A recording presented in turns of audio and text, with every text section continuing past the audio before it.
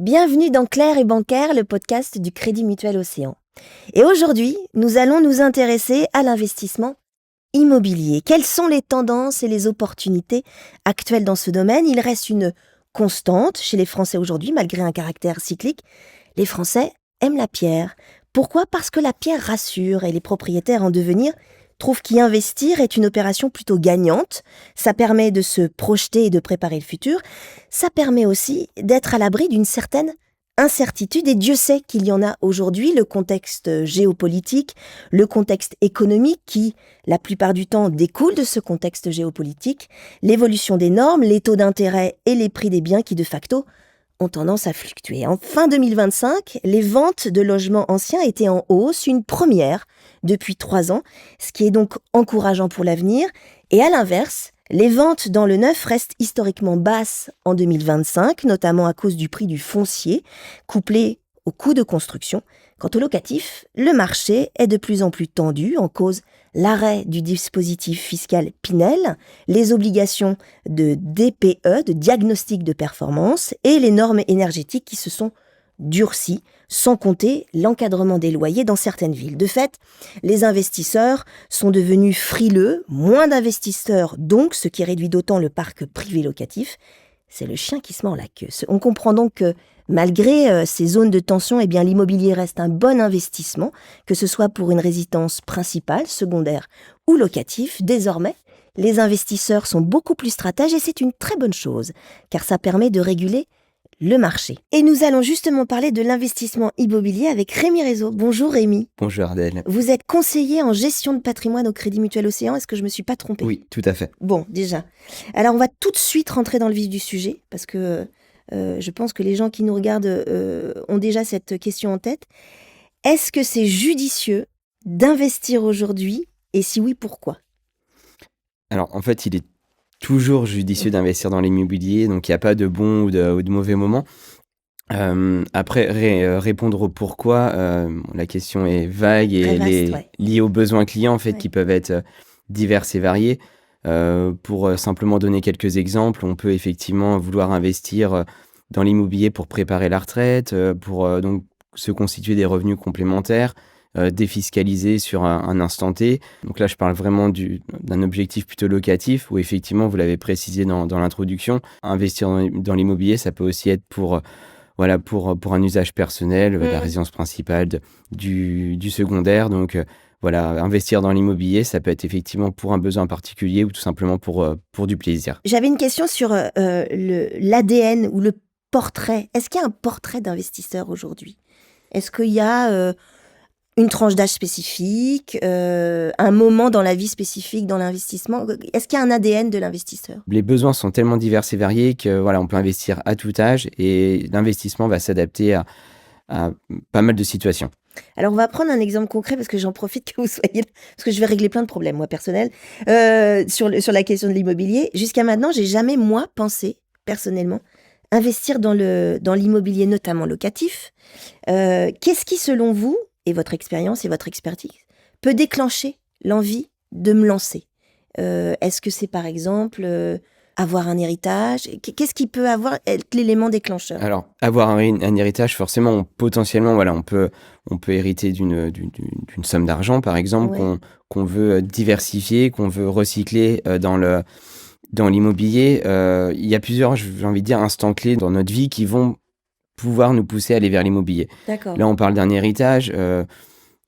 Souvent, on parle aussi de recyclage d'une échéance de prêt, par exemple, pour un prêt immobilier lié à l'achat d'une résidence principale qui va se terminer, par exemple. C'est mon cas. C'est votre cas. Bon, très bien. Alors, Voilà, je suis à quelques années Ok. de terminer de mon prêt Ok. de résidence principale. Souvent, on va dire un prêt immobilier va arriver à son terme, entre 50 et 55 ans.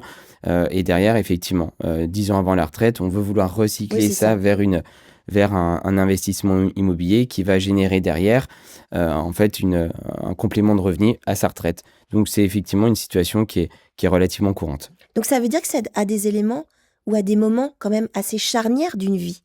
Vous disiez tout à l'heure qu'on investit, il n'y a pas vraiment de moment quand investir, mais là, il y a quand même, quand on hérite d'une somme particulière ou quand on est à un moment donné, à la fin de son prêt, etc. Donc il y a quand même des moments charnières dans l'investissement. j'ai plus envie de dire que ces moments-là, ils vont être, allez, peut-être agitateurs d'investissement. Ils vont pouvoir effectivement faciliter C'est l'investissement. ça. Ils vont être facilitateurs.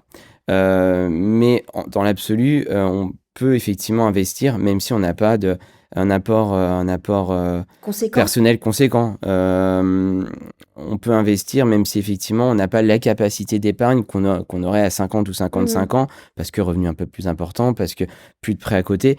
Voilà. Mais en soi, en fait, on va adapter l'investissement et j'ai envie de dire le montant de l'investissement derrière et le montant du prêt. Mais c'est pour ça que je dis qu'il y a pas d'instant clé dans une vie Oui, pour c'est ça. investir, mais simplement il y a des instants où ça va être un peu plus favorable, effectivement.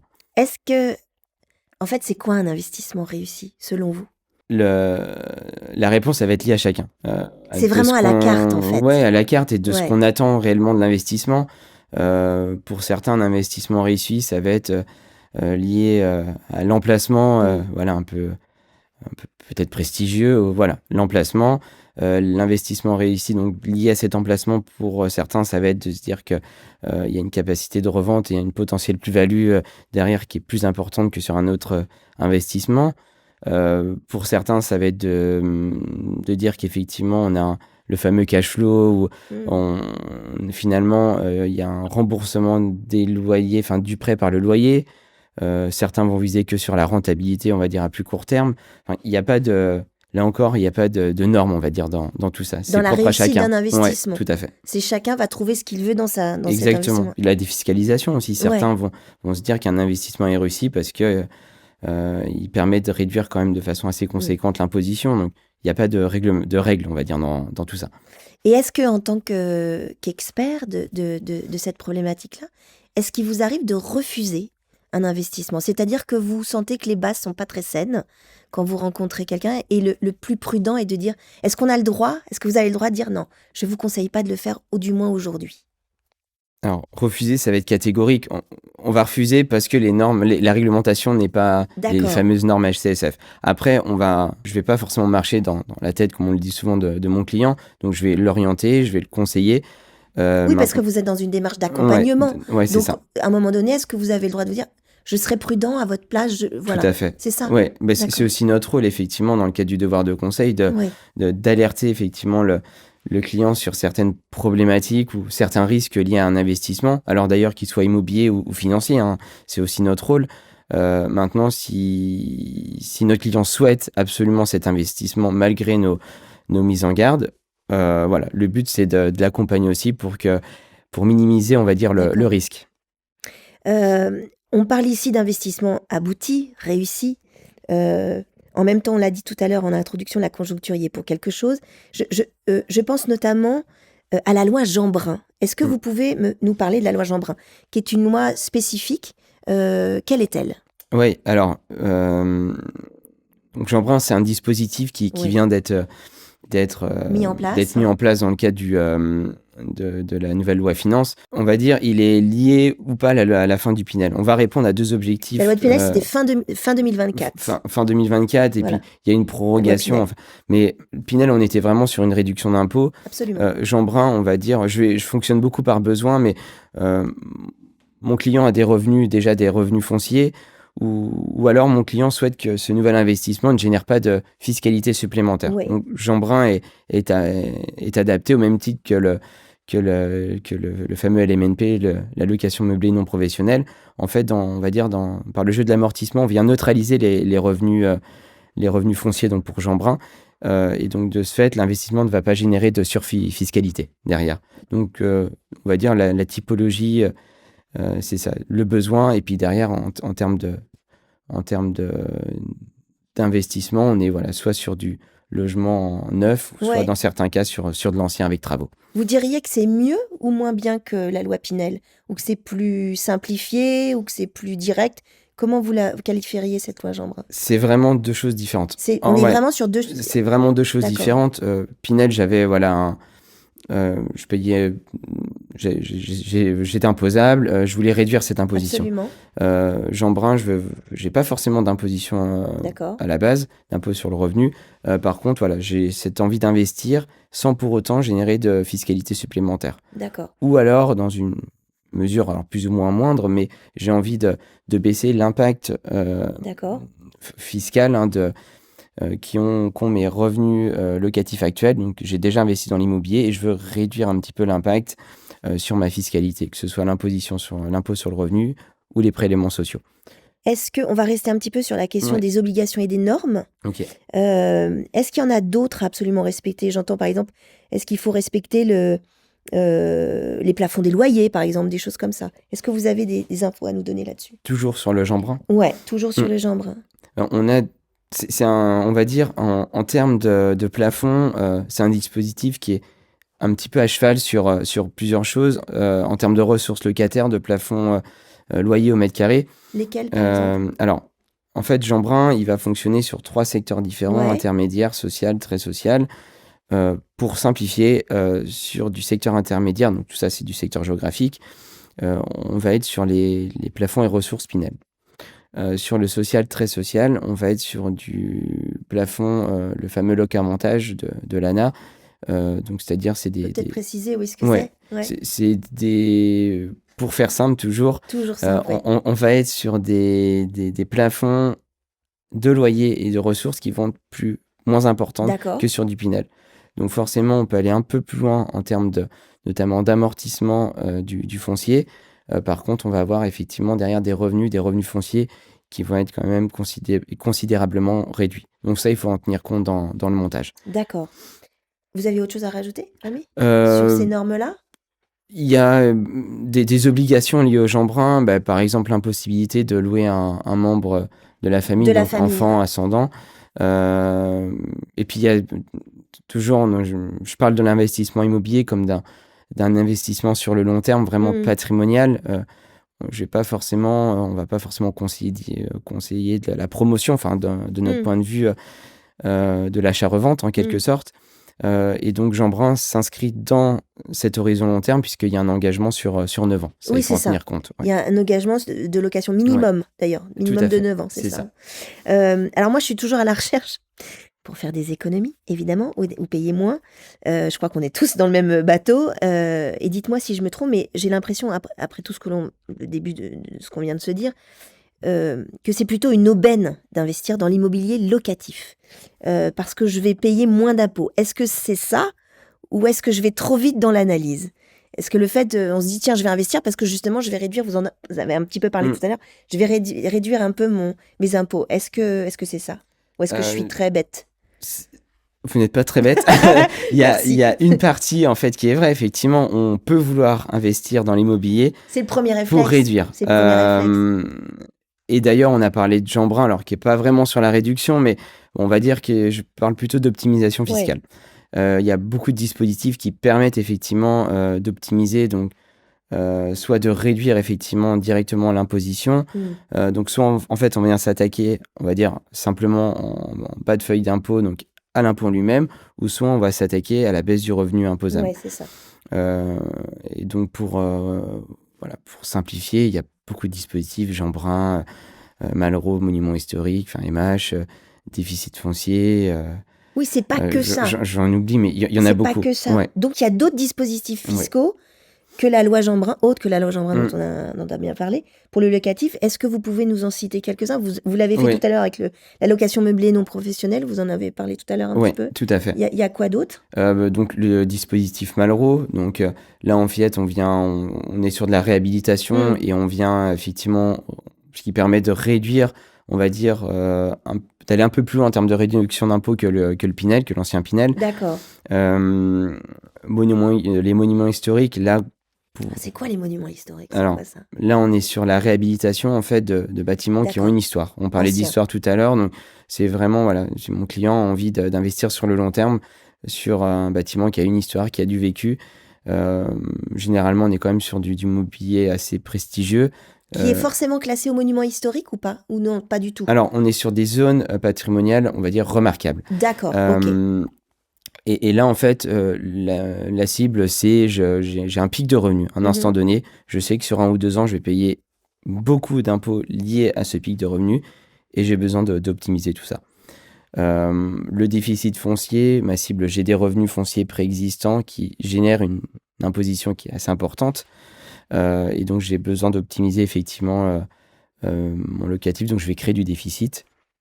Voilà, donc il y a beaucoup effectivement Il y a de dispositifs. On n'a pas parlé du démembrement qui est une grosse effectivement partie de notre activité aussi. c'est quoi Euh, en quelques mots? ouais, l'investissement nue propriété. D'accord, En fait, je vais acheter la nue propriété.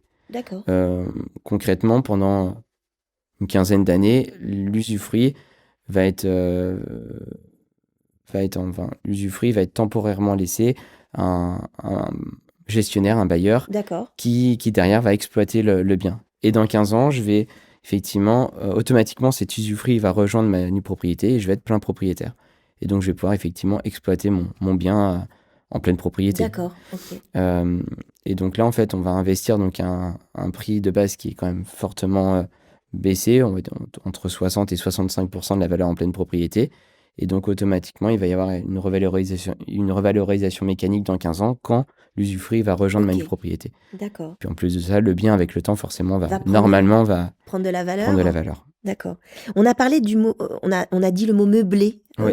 à plusieurs reprises. Ça veut dire quoi, meubler? Qu'on soit très clair, parce que c'est un peu un mot où on met plein de choses derrière. Concrètement, qu'est-ce que ça veut dire le mot meubler? En fait, meubler, concrètement, mon locataire pose ses valises, il peut exploiter bien tout de l'appartement, suite. le bien tout de suite. Le terme meublé, en fait, il est cadré aussi. Et donc, on retrouve tout le listing des 14 meublants sur impôts.gouv, du coup. Donc ça veut dire qu'il y a des Ouais, obligations à avoir dans le meublé, des choses à avoir tout à forcément fait. Ouais. par exemple. Par exemple, tout ce qui est meubles de rangement, de quoi s'asseoir, de quoi manger, les C'est-à-dire les petites couverts, cuillères, les petites cuillères, la ouais, ouais. salière. Non, Non, pas la salière. je vous ai Non, non. fait une colle. Pas la salière, mais tout ce qui est petites cuillères, fourchettes, Ouais, couteaux. tout à fait. En fait, tout D'accord. ce qui permet de manger, dormir, la literie, le nécessaire de nettoyage, le four ou le micro-ondes, le frigo, un freezer, voilà, tout ce qui permet de poser ses valises et de pouvoir vivre normalement en fait, dans le bien. Pour bénéficier de tous ces dispositifs, et notamment la loi Jeanbrun dont on a parlé tout à l'heure, est-ce que j'ai l'obligation d'une durée minimum de location? On a parlé des 9 ans tout à l'heure, mais est-ce qu'il y a une durée de location minimum? Au niveau de la location meublée? Oui, au niveau de la Ouais. location meublée notamment. Alors, en fait, là, Pas on est. forcément. Non, il n'y a pas d'obligation Pas du- de minimum. Maintenant, il y a des petites choses à savoir. Je reviens sur le foncier. Allez-y, oui. L'interdiction, voilà, 3 ans après un déficit, de changer, D'accord. d'évoluer vers ce qu'on appelle le micro, le régime du micro, l'abattement des moins 30%. Mhm. Donc, il y a des petites choses à savoir. Maintenant, il n'y a pas effectivement d'obligation sur le meublé. On est vraiment libre de tout dispositif, hein. Je parle de dispositif, mais là, on n'est pas sur un dispositif particulier, tel que le Pinel ou le Jeanbrun, D'accord, par exemple. d'accord. Sur l'investissement, je reviens à cette question. Aujourd'hui, vu le contexte géopolitique, le contexte économique, Oui. on est quand même dans une période un petit peu particulière, un petit peu fragile, un petit peu fébrile. Est-ce que vous diriez qu'il faut investir maintenant? J'en reviens à ce que je disais au départ. Maintenant, oui, mais comme demain, en fait, il n'y a pas de bon ou de mauvais moment. Maintenant, c'est C'est-à-dire vrai que... qu'aujourd'hui, parce que Ouais. je vous coupe Rémi, mais aujourd'hui on se dit oh là là, on sait pas trop où on va. Des trucs tout bêtes aussi, on est potentiellement dans une année d'élection présidentielle aussi. Enfin, est-ce qu'on y va, est-ce qu'on n'y va pas? J'aurais plutôt tendance à dire bah non, je vais attendre un petit peu. Mais est-ce que c'est la bonne solution? Vous devez en rencontrer des gens qui sont fébriles. Ouais, puis en fait, on pourra toujours trouver des excuses, en fait, quelque part. Je suis un peu cru, mais se mettre des freins en se disant, effectivement, Ah oui, il d'accord. y a des problèmes ou des choses qui font qu'on ne peut pas y aller. Il y aura systématiquement, sur le plan géopolitique, peut-être des choses qui pourront impacter mon investissement ou les marchés financiers, on en parlait tout à l'heure, mais je pense que voilà, il y a jamais de mauvais moments, il y a jamais de moment parfait. Il y aura toujours des choses qui font qu'effectivement, il y aura toujours des problèmes sur le plan géopolitique notamment ou des choses comme ça. Mais c'est aussi là notre travail d'accompagnement, c'est de pouvoir lever les freins petit à petit et de pouvoir faciliter en fait, Et de sécuriser les d'être choses. sécurisé, de sécuriser l'investissement. En fait, on parlait on était dans un contexte de taux il y a quelques années qui était quand même relativement bas. Absolument. Maintenant, les prix de l'immobilier avaient tendance à être Oui. c'est relativement plus haut du coup. Là, ce qu'on voit, c'est que les taux ont augmenté, mais en parallèle, les prix de l'immobilier sur certains secteurs, comme la Roche-sur-Yon où on se trouve actuellement, ont plutôt eu tendance à soit stagner, soit légèrement baisser. Donc, voilà, il y a un certain équilibre. Donc, c'est peut-être un moins bon moment sur le plan des taux qu'il y a quelques années. Maintenant, ça peut être probablement un meilleur sur le plan du prix du foncier. Alors, d'un autre côté, je me mets à votre place. Est-ce que vous, en tant qu'expert, conseiller, etc., je suppose que vous êtes en veille par rapport à tout ce qui se passe. C'est-à-dire que, est-ce qu'il y a des moments où vous vous dites, oh là, il va falloir qu'on fasse attention, il va falloir que, vis-à-vis de nos clients, est-ce que vous êtes en veille par rapport à tout ce qui se passe? Est-ce que vous dites là, l'année va être difficile ou il faut investir tout de suite? Vous voyez ce que je veux dire? Parce on parle du client, mais vous devez être à l'affût de tout ce qui se passe d'un point de vue économique, géopolitique, etc. Alors, on est forcément, effectivement, on reste en Sorte de veille, vigie, quoi. on fait attention à ce qui se passe, à la réglementation. Et les réglementations, bien sûr, oui. Maintenant, de se dire, il faut que j'investisse tout de suite, en fait, ce serait faire des erreurs et précipiter quelque part les choses. Je suis plutôt adepte de conseiller, de poser les choses. Ouais, c'est ça. Je reviens au besoin, mais bien écouter mon client pour mieux l'accompagner derrière. Et surtout, ne pas créer de situations d'urgence extrêmes qui pourraient nous faire les mauvais choix, quelque part. Donc c'est toujours la constance et la prudence, du moins le fait de tout prendre en compte et d'être le plus prudent, le plus calme possible. C'est même pas de la prudence, c'est ça. C'est du calme en fait. C'est du calme en fait, d'être rassurant, de rassurer mon client et puis de bien l'écouter, bien comprendre ses besoins pour derrière effectivement mieux l'accompagner. Et puis la veille fait que on a une connaissance du cadre, alors qu'il soit réglementaire, de l'économie, ce qui se passe notamment sur mon territoire. Et forcément derrière ça permet de pouvoir optimiser, on va dire, notre conseil et notre accompagnement. Je crois même que vous avez une filiale qui propose des biens. Moi, je ne le savais pas, ça. Qui s'appelle l'Afedim, c'est ça? Oui, Donc, vous proposez, le Crédit Mutuel Océan propose des biens tout à fait. À vos clients. Oui, en fait, on a effectivement un portefeuille quelque part. Ben oui, parce qu'on se dit qu'une banque ne fait pas ça, mais en fait, si. Si, oui. En fait, l'objectif, c'est de pouvoir... on propose de l'épargne financière. D'accord. Et aujourd'hui, on parle beaucoup d'épargne immobilière. Ouais. Donc, c'est vrai que c'est finalement complémentaire avec ce qu'on propose déjà depuis des décennies, très longtemps au Crédit Mutuel. Et donc, on a on va dire un service, une antenne qui s'appelle Afedim et où on vient proposer de l'immobilier neuf, des terrains, du foncier. Et puis, dans le cas de dispositifs particuliers, alors, défiscalisant, on en a parlé tout à l'heure, ou non d'ailleurs. Et donc, ce qui permet derrière de pouvoir accompagner notre client de A à Z, finalement.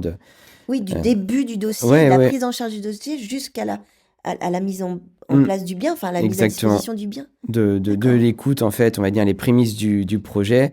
Forcément, chercher ensemble un bien, le rassurer, parce qu'on vient sélectionner les promoteurs et les emplacements. L'idée, c'est qu'on veut optimiser les chances de réussite. Et puis, donc, le financement, le projet en lui-même, le bien, derrière l'assistance à la livraison, l'assurance du bien, la gestion locative aussi. Donc l'idée, c'est pouvoir lui fournir une solution clé en main, mais vraiment de A à Z et pour le sécuriser. On n'a pas parlé de financement, enfin du budget. Alors, je prends un exemple concret. Imaginons, je suis très intéressée par un appartement situé à La Rochelle, parce que les Francopholies de La Rochelle, bien sûr. Comment ça se passe? Parce que au niveau... Comment je me lance? J'ai pas d'apport. Est-ce qu'il faut un apport? Admettons que j'ai pas d'apport. J'ai pas d'apport obligatoire. J'ai pas d'apport particulier. Quel est l'impact sur le budget familial? Est-ce que vous gérez tout ça? Est-ce que vous vous dites, voilà, je gagne, je sais pas, 2500 € par mois. Comment je fais pour avoir cet appartement dont je rêve, qui se situe à La Rochelle? Alors, J'en profite. Ouais, bien sûr. Non, mais vous faites bien. Mais je parlais des prémices tout à l'heure, la préparation de l'investissement, et puis effectivement, on écoute forcément les besoins d'un client. Après, il y a aussi on parlait du cadre réglementaire. L'idée, c'est d'être rassurant de A à Z pour le client et surtout de ne pas mettre dans une situation délicate. Et puis, il y a ce cadre qui est bloquant. On vient forcément calculer, étudier, on va dire, l'aspect financier et les capacités d'emprunt. Les mensualités. Voilà, les mensualités. le fameux taux d'endettement, les 35%. Absolument. Et puis, simplement une question, parce qu'il y a ces 35%, maintenant, peut-être que mon client, il a une capacité par rapport à son quotidien qui est plus réduite. Donc, voilà, l'idée, c'est de pouvoir lui conseiller, aller vers un investissement qui respecte d'une part les normes, en fait, mais d'autre part qui respecte les possibilités propres de mon client et ce qu'on appelle le taux d'effort mensuel. Ouais, c'est ça. Et puis en fait, La Rochelle, effectivement, on est sur des prix qui peuvent être assez Plus importants, élevé, on est mais d'accord. peut-être que voilà, on va diriger sur un autre secteur qui correspondrait mieux aux possibilités de mon client. Est-ce que ça veut dire aussi que je peux, alors c'est très concret comme question, mais est-ce que je peux renégocier mes mensualités pour le prêt, en fait? Est-ce que je peux, en fonction de mes moyens, c'est-à-dire qu'à un moment je vais gagner un peu plus, est-ce que je peux revenir vous voir en disant bah là je Ouais. peux débourser un petit peu plus par mois? C'est possible ça? Tout à fait. En fait, on a des prêts tels que le module IMO, par exemple, qui permet de revoir forcément alors, la durée du prêt, et donc forcément, il y aura un impact sur le montant des échéances mensuelles, par exemple. En fonction des aléas de la vie, Ouais, quoi. tout à fait. en Et puis, fait. en fonction des aléas, on parlait d'héritage au Ouais. départ, mais voilà, il y a possibilité aussi de rembourser un prêt par anticipation. Donc on adapte à la vie des gens. On adapte à la C'est ça. vie, et puis on adapte aussi. Alors, le conseil peut rentrer dans ce cadre-là, c'est-à-dire que suivant le régime de déclaration de mon client, Ouais. s'il a du revenu locatif, on va lui conseiller ou pas de rembourser un prêt parce D'accord. que ça génère du frais réel, voilà. Donc l'idée, c'est derrière de pouvoir faire vivre l'investissement et de l'accompagner à tout moment, Ce finalement. qui veut dire que le lien entre le conseiller et le client, il n'est pas une fois de temps en temps, il est vraiment sur la longueur, quoi. Vous êtes, Ouais. c'est un vrai partenariat. Vous vous voyez régulièrement. Ça se passe comme ça. Alors, il y a, dans le cadre d'un investissement, effectivement, on va voir très régulièrement notre client. Ouais. On va être sollicité pour l'accompagner, en fait, dans la recherche, on le disait, mais là, c'est vrai que je simplifie, mais en fait, généralement, c'est 2, 3, 4 rendez-vous dans le cadre rien que de la recherche. D'accord. Après, effectivement, l'objectif, c'est aussi de le revoir au moment de sa première déclaration d'impôt. Ensuite, au moment clé, aux déclarations annuelles, il peut y avoir alors quelques questionnements liés à la livraison aussi. Donc, effectivement, l'objectif, c'est de le voir régulièrement. Sur du long Et terme. puis après, dans la continuité de vie, effectivement, du projet. Alors, peut-être l'effet de la vie fait que ce ne sera pas moi, mais effectivement, Oui, que ce mes sera quelqu'un successeurs d'autre. reprendront le Mais le relais. Crédit Tout à fait. Mutuel Océan est là tout le temps, Tout le temps. du le Crédit début Mutuel à aussi. la fin. Bien sûr. D'accord. Et dans les moments aussi critiques, s'il peut y Ça en peut avoir. arriver, effectivement. Ouais. Et admettons que j'ai un bien locatif, et si mon locataire ne paye pas? Et si le Qu'est-ce qui se locataire passe? ne paye pas, S'il paye pas ses loyers, on fait comment? on propose la gestion locative. D'accord. En fait, qui vient d'une part sécuriser les loyers, donc par les garanties loyers impayés ou les garanties vacances ou carences locatives. Et puis sécuriser aussi en cas de détérioration immobilière. L'idée, D'accord. c'est de vraiment couvrir au maximum le risque d'impayé ou de détérioration. D'accord. Et je rajoute, par rapport à ce qu'on disait tout Bien à l'heure, sûr. c'est que dans le cadre de cet accompagnement, c'est vrai que le Crédit Mutuel fait gage finalement auprès des promoteurs, et Absolument. il peut y avoir forcément, comme dans toute construction, des aléas. Et je sais que derrière le Crédit Mutuel, fait poids pour aussi engager les promoteurs à respecter leurs engagements. Donc c'est aussi un aspect rassurant pour le client. Ouais, c'est ça. Est-ce que vous avez investi dans le locatif ou l'immobilier, vous, Rémi, À titre personnellement? personnel, Ouais. Oui, tout à fait. C'est vrai? Très vite? J'ai investi à mes 25 ans. Ouais. Et vous en avez combien, pardon? D'immobilier? Non, d'années. D'années, j'ai 36 ans. Vous serez toujours plus jeune que moi. Mais donc, dès 25 ans, vous avez investi. Oui, tout Et à pourquoi vous avez investi dès 25 ans? Pardon, c'est une question personnelle, mais c'est bien aussi sûr. important de savoir pourquoi vous l'avez fait Alors, aussitôt. À mes 25 ans, j'ai investi, comme beaucoup, je pense, mais me dire que voilà, je voulais pas, entre guillemets, mettre un loyer à perte, mais je voulais me constituer mon propre patrimoine. Et puis après, c'est vrai que j'ai... alors, c'est lié à mes besoins propres, mais j'aime la pierre pour ce que ça représente, et surtout la pierre qui est une histoire. Donc, je suis plutôt axé sur l'immobilier ancien avec de la réhabilitation. Mais ça, c'est impropre à chacun, du coup. Alors, si je devais résumer tout ce qu'on s'est dit depuis le début, moi, j'ai l'impression que vous faites du sur-mesure. C'est-à-dire que à chaque client, il y a une situation singulière et vous vous adaptez à cette situation singulière. Est-ce que je me trompe ou pas? C'est exactement ça. En fait, c'est du sur-mesure à chaque C'est client ça, hein? et le tout, c'est de pas partir avec des idéaux, des choses toutes faites en tête et voilà, juste d'écouter notre client et de répondre à ses attentes, mais également de l'alerter sur les risques, sur le cadre réglementaire, d'accompagner, de conseiller, de lui proposer des alternatives et donc c'est vraiment effectivement du conseil, très personnalisé, ouais. Et j'ai 2 dernières questions. Dites-moi. La première, c'est, si vous deviez, résumer en quelques mots, les choses les plus importantes à faire si on pense à investir dans de l'immobilier ou quelles seraient en quelques mots, quel serait le plus important à faire? La base des bases et ça reste l'emplacement.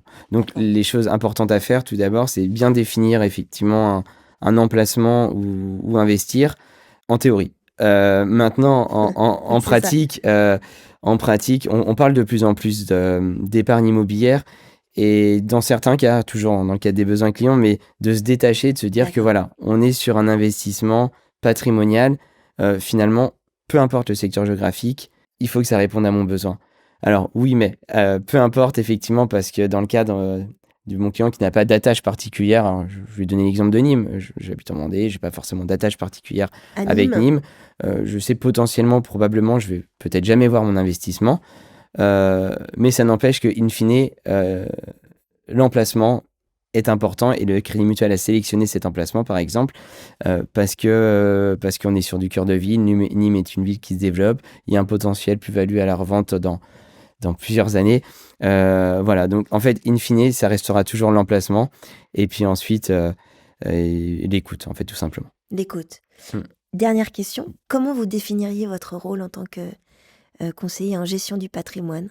Il y a une phrase qui m'a marqué d'un ancien responsable et je pense qu'elle est totalement vraie. En fait, on est des agitateurs d'idées Ah, et quelque part, c'est de sortir un peu des sentiers battus ou d'un